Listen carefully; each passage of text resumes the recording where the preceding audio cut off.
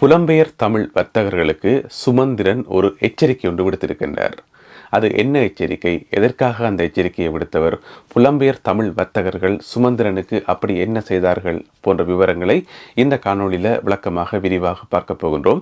அதோட இன்னும் ஒரு செய்தி, ஒரு சிங்கள பகுதியில் போலீஸ் மேலே ஒரு துப்பாக்கிச்சூடு நடத்தப்பட்டிருக்கு. அந்த துப்பாக்கிச்சூடு நடத்தினவர் யாருன்னு பார்த்தா இராணுவத்திலிருந்து தப்பி ஓடினவர். அதுக்கு பிறகு அந்த சம்பவத்தில் என்ன நடந்ததுன்றதை பற்றியும் விரிவாக விளக்கமாக இந்த காணொளியில் பார்க்க போகிறோம். காணொளிக்குள் போகலாம் வாங்க. தமிழடியான் யூடியூப் சேனலுக்கு உங்கள் அனைவரையும் வருகவென அன்புடன் வரவேற்கின்றேன். சமகால அரசியல், சமூக, பொருளாதார விடயங்களின் ஆய்வுகளை தெரிந்து கொள்ள தமிழடியான் யூடியூப் சேனலை சப்ஸ்கிரைப் பண்ணுங்கள். இன்றைய செய்திகள் மற்றும் அதனுடைய ஆய்வுகளுக்கு செல்வதற்கு முதல் ஒரு முக்கியமான அறிவித்தல். நேற்று நான் போட்டிருந்த காணொளியின் கீழே இருக்கக்கூடிய கருத்து பட்டியலே ஒரு சிறிய தவறு வந்துவிட்டது. அது யூடியூப்பினுடைய தவறு. என்னவென்றால், அடிக்கடி அந்த கருத்து பட்டி காணாமல் போகின்றது. அதாவது ஆட்டோமேட்டிக்காக ஆஃப் ஆகி போகுது. பிறகு நான் போய் செட்டிங்கில் போயிட்டு அதை ஓன் பண்ணி விடணும். இப்படியான ஒரு இழுவறை நேற்று முழுக்க நடந்து கொண்டே இருந்தது. இப்போ நான் பேசிக்கொண்டு கேட்கல அந்த கருத்து பட்டி இருக்கா இல்லையான்னு தெரியல, காலமே இருந்தது. இது யூடியூப் நிறுவனத்தினுடைய பக்கத்திலிருந்து வரக்கூடிய ஒரு சிறிய தவறு. அடிக்கடி இது போன்ற தவறுகள் நடப்பது வழக்கம். அத்துடன் நான் கருத்து பட்டியை மறைச்சு வைக்கல என்பதை தாழ்மையுடன் தெரிவித்துக் கொள்கிறேன். அதோட இப்ப நீங்க பார்த்து கொண்டிருக்கிற இந்த காணொளி கீழே இருக்கிற கருத்து பட்டியாவது சரியா இருக்குமா இல்லையா என்று சொல்லி எனக்கு தெரியல. காணொளி வெளியில வந்த அப்புறம்தான் அதை பற்றி தெரிந்து கொள்ள முடியும். பார்க்கலாம். புலம்பெயர் தமிழ் வர்த்தகர்களுக்கு பாராளுமன்ற உறுப்பினர் சுமந்திரன் அவர்கள் ஒரு முக்கியமான எச்சரிக்கை ஒன்றை விடுத்திருக்கிறார். அது என்ன எச்சரிக்கை என்று சொன்னா, அரசியலில் இருந்து விலகி இருங்கள், அரசியலுக்குள் தலையிடாதீர்கள் என்று சொல்லி ஒரு எச்சரிக்கை ஒன்று விடுத்திருக்கிறார். எதற்காக புலம்பெயர் தமிழ் வர்த்தகர்களுக்கு சுமந்திரன் இப்படி ஒரு எச்சரிக்கையை விடுத்திருக்கார் என்று சொன்னா, அந்த கதையை பற்றி கொஞ்சம் விரிவாக பார்ப்போம். கிட்டடியில் சுமந்திரன் பாராளுமன்ற உறுப்பினர் அவர்கள் ஒரு ஊடகத்துக்கு பேட்டி கொடுத்திருந்தவர். அந்த பேட்டியின் போது ஒரு கேள்வி ஒன்று கேட்கப்பட்டது. அந்த கேள்வி என்னென்று சொன்னா, நீங்களும் ஸ்ரீதரன் அவர்களும் தலைவர் பதவிக்கு போட்டி போட்டுக் கொண்டிருக்கக்குள்ள ஒரு புலம்பெயர் தமிழ் வர்த்தகர் உங்களை அணுகி உங்களோட ஒரு டீல் பேசினவராம். அந்த டீல் என்னென்று சொன்னா, அவர் உங்களுக்கு ஒரு கட்சியோட திருவாராம், வேறொரு கட்சியை வாங்கி உங்களோட கையில் திருவாராம். அதை நீங்கள் நடத்தி கொண்டு நீங்கள் ஓரமாக ஒதுங்கி இருக்கணுமாம், இலங்கை தமிழரசு கட்சியிலிருந்து நீங்கள் விலகிறோணுமாம் என்று சொல்லி உங்களோட ஒரு டீல் பேசினதாக நாங்கள் கேள்விப்பட்டோம். இது உண்மையா பொய்யா என்று சொல்லி அந்த ஊடகத்தில் கேள்வி கேட்கப்பட்டது. இந்த கேள்விக்கு பதில் சொல்லிக்கொள்ளதான் சுமந்திரன் புலம்பெயர் வர்த்தகர்களுக்கு இந்த எச்சரிக்கையை விடுத்திருக்கிறார். அவர் என்ன சொல்லியிருக்கார் என்று சொன்னால், ஒரு புலம்பெயர் வர்த்தகர் என்ன அணுகினது உண்மைதான். ஆனால் அவர் நேரடியாக அணுகையில அவருடைய ஒரு ஆள் என்று சொல்லிக்கொண்டு இன்னும் ஒரு ஆள் தான் அணுகினார். அவர் என்ன சொன்னவர் என்று சொன்னா, உங்களுக்கு நாங்கள் ஒரு அரசியல் கட்சியை தாரம், அதை நடத்தி கொண்டு நீங்கள் ஒதுங்கி போங்கோ, இலங்கை தமிழரசு கட்சியை ஸ்ரீதரனுக்கு விட்டுக் கொடுங்கோ என்று சொல்லி அந்த டீல் பேசப்பட்டதாக சுமந்திரன் அவர்கள் சொல்லி இருக்கின்றார். இதுல கவனிக்க வேண்டிய விஷயம் என்று சொன்னா, இந்த டீலை பேசின அந்த புலம்பெயர் தமிழ் வர்த்தகர் யார் என்று சொல்லி தனக்கு தெரியாது சொல்லி சுமந்திரன் சொல்லி இருக்கின்றார். அவர் தன்னோட நேரடியாக பேசல என்று சொல்லியும், அவர் சார்பாக இன்னும் ஒரு ஆள் தான் கதைச்சவர், எனவே எனக்கு அவரை தெரியாது சொல்லியும் சுமந்திரன் சொல்லி இருக்கின்றார். இப்பதான் இன்னும் அதிகமாக கேள்விகள் வருது, இந்த புலம்பெயர் தமிழ் வர்த்தகர் இவராக இருக்குமோ அவராக இருக்குமோ என்று சொல்லி. எனவே அந்த கேள்விகள் ஒரு பக்கம் இருக்கட்டும். இப்ப சுமந்திரன் என்ன சொல்றாரு என்று சொன்னா, புலம்பெயர் தமிழ் வர்த்தகர்கள் அரசியலுக்குள்ள தலையிடுறதை தவிர்க்கணும், அரசியல் இருந்து விலகி இருக்கணும், மிக முக்கியமாவது தமிழரசு கட்சிக்குள்ள தலையிடுறதை அவர்கள் தவிர்க்கணும் என்று சொல்லி சொல்லியிருக்கிறார். ஏனென்று சொன்னா, சில புலம்பெயர் வர்த்தகர்கள் சில பேருக்கு காசை கொடுத்து தனக்கு எதிராக கதைக்க சொல்லி ஏவி விட்டவையா, அதாவது சுமந்திரனுக்கு எதிராக கதைப்பதற்காக புலம்பெயர் வர்த்தகர்கள் காசு கொடுத்து ஏவி விட்டதாக அவர் குற்றம் சாட்டுகிறார். எந்த ஒரு சந்தர்ப்பத்திலையும் யார் அந்த புலம்பெயர் வர்த்தகர்கள் என்றோ, அல்லது எந்த நாட்டிலிருந்து ஏவி விட்டார்கள் என்றோ, அல்லது எந்தெந்த கம்பெனிகளை நடத்துகிறார்கள் என்றோ எந்த ஒரு விவரத்தையும் சுமந்திரன் அவர்கள் சொல்லவில்லை. இப்ப கேள்வி என்னன்னு சொன்னா, புலம்பெயர் தமிழ் வர்த்தகர்கள் ஏன் அரசியலுக்குள்ள ஈடுபடக்கூடாது, ஏன் அரசியல் சார்ந்து கருத்துக்கள் சொல்லக்கூடாது? சொல்லலாம் தாராளமாக. ஏன்னு சொன்னா, அவர்களும் மக்கள்ல ஒரு ஆக்கள் தானே, அவர்கள் இந்த வானத்தில் இருந்தா குதித்தார்கள் இல்ல தானே, அவர்களும் மக்கள்ல ஒரு ஆக்கள், அவர்களும் ஈழத்தமிழர்கள் தான், அவர்களுக்கும் கருத்துக்கள் சொல்றதுக்கான உரிமைகள் இருக்குது, அதை யாருமே மறுக்க முடியாது. எனவே புலம்பெயர் தமிழர்கள் அரசியலிருந்து விலகி இருங்கன்னு சொல்றது ஏற்றுக்கொள்ளக்கூடிய ஒரு கருத்து இல்லை. இது முதலாவது. இரண்டாவதா சுமந்திரன் இன்னும் ஒரு விஷயம் சொல்லியிருக்கார். புலம்பெயர் தமிழ் வர்த்தகர்கள் நீங்க பணம் உழைக்கிறதுக்கும் லாபம் உழைக்கிறதுக்கும் வேற தொழிலை செய்யுங்கோ, அரசியலுக்குள்ள மூக்க நுழைக்காதீங்கன்னு சொல்லியிருக்கார். எனக்கு தெரிஞ்சு அரசியலுக்குள்ள போய் மூக்க நுழைச்சா எப்படி லாபம் சம்பாதிக்க முடியும், எப்படி பணம் உழைக்க முடியும், அதுக்கான வாய்ப்புகள் அங்க இருக்கா என்ன?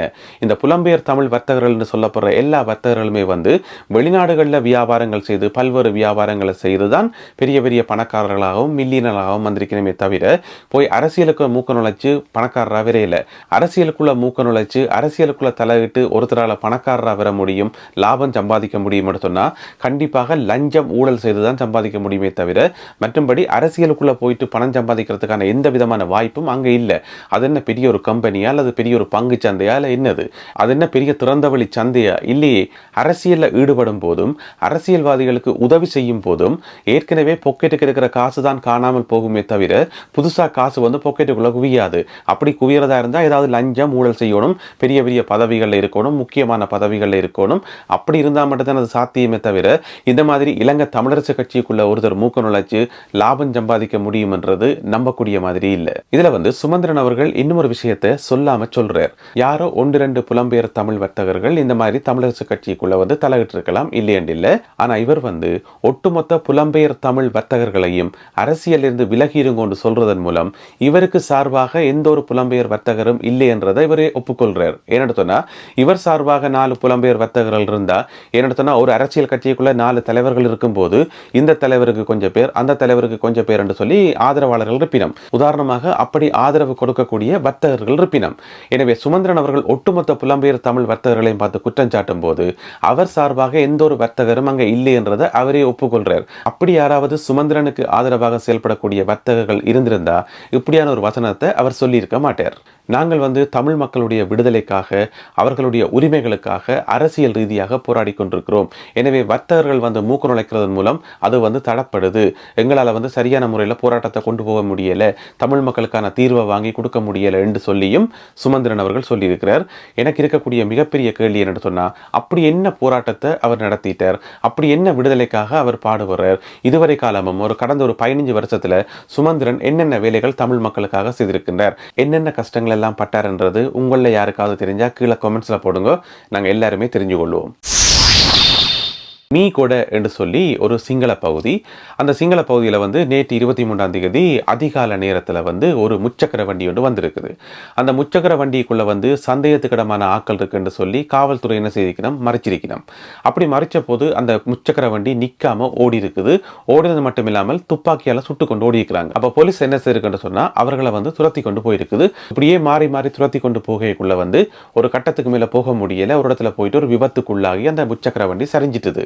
அப்போ போலீஸ் வந்து கிட்ட போய் வாகனத்தை நிறுத்தி போட்டு கையை காட்டிக்கிறாங்க வெளியில வர சொல்லி. அப்படி கையை காட்டின போது உள்ளுக்கு இருந்தாக்கள் போலீஸ் வாகனத்தை நோக்கி துவக்கால சுட்டுக்கிறாங்க. அப்போ உடனடியாக போலீஸும் வந்து திருப்பி சுட்டு அந்த இடத்துல வந்து ஒரு துப்பாக்கி சண்டை ஒன்று நடந்திருக்கு. அந்த துப்பாக்கி சண்டையினுடைய முடிவில் அந்த ஆட்டோவில் போன 2 பேர் வந்து கொல்லப்பட்டிருக்கணும். அந்த கொல்லப்பட்ட 2 பேர்ல ஒரு ஆள் வந்து இராணுவத்திலிருந்து தப்பி ஓடினால், நாங்கள் ஏற்கனவே கேள்விப்பட்டிருக்கிறோம் நிறைய இராணுவத்தினர் வந்து இராணுவத்திலிருந்து தப்பியோடி பாதாள உலக குழுக்களோட சேர்ந்து செயல்படினோம் என்று சொல்லி, அதுவும் சும்மா தப்பியோடில ஆயுதங்களோட தப்பியோடி ஏராளமான ஆயுதங்கள் நாடு முழுவதும் மறைத்து வைக்கப்பட்டிருக்கு சொல்லியும், ஏராளமான இராணுவத்தினர்கள் வந்து இன்னும் கைது செய்யப்படாமல் அங்கங்க மறைந்து வாழினம் என்று சொல்லியும் நாங்கள் ஏற்கனவே கேள்விப்பட்டிருக்கிறோம். அது சம்பந்தமாக நிறைய காணொலியில வந்து நான் சொல்லியிருக்கிறேன். இப்ப என்னன்னு கேட்டா அதனுடைய இன்னும் ஒரு கட்டமாக இந்த துப்பாக்கி மோதல் நடந்திருக்கு. இந்த ஒரு மாசத்திலே எடுத்து பார்த்தீங்கன்னு சொன்னா இதே மாதிரியான சம்பவங்கள் இதுக்கு முதலும் நடந்திருக்குது. போலீஸ் கைது செய்ய போறதும் போலீஸை நோக்கி அவங்க சுடுறதும் இப்படி மாறி மாறி 2 தரப்பும் துப்பாக்கி சூடு நடத்துறதும் என்று சொல்லி இந்த மாதிரியான சம்பவங்கள் அடிக்கொருக்கா தென்னிலங்கையில் நடந்து கொண்டே இருக்குது. இன்னும் ஏராளமான சம்பவங்கள் நடக்கிறதுக்கான வாய்ப்புகள் இருக்கு. என்று சொன்னா இங்க தப்பியோடினாக்கள கையில பாதாள உலக குழுக்கள கையில வந்து இப்ப நவீன ரக ஆயுதங்கள் இருக்குது. ஏன்னு சொன்னா இராணுவத்திலிருந்து தப்பியோடினாக்களை வந்து இன்னுமே முழுமையாக கைது செய்து முடியல. அவர்கள் எல்லோருக்குமான பொது மன்னிப்பு காலம் வந்து இப்ப மேலும் நீடிக்கப்பட்டிருக்குது. பொது மன்னிப்பு காலம் வந்து வழங்கப்பட்டிருக்குது. அதுக்குள்ள வந்து சரணடையணும் என்று சொல்லி இனி வேற வேற வந்து போலீஸுக்கே ஒரு பயமா இருக்கும், ஒரு ஆக்களை வந்து கைது செய்ய போறதா இல்லையா, அல்லது ஒரு வாகனத்துல வாராக்களை மறிக்கிறதா இல்லையா என்று சொல்லி. ஏன்னு சொன்னா உள்ளுக்கு இருந்து இப்ப எவன் சுடுவானே தெரியாத இல்லாம காணப்படுது.